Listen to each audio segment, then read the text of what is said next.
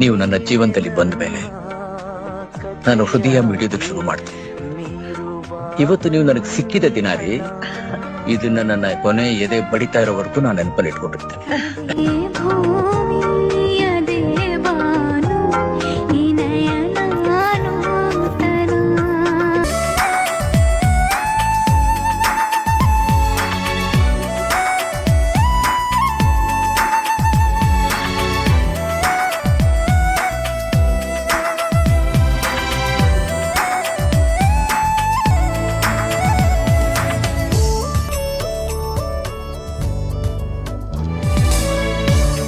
ಅದೇ ಭೂಮಿ ಅದೇ ಬಾನು ಈ ನಯನ ನೂತನ,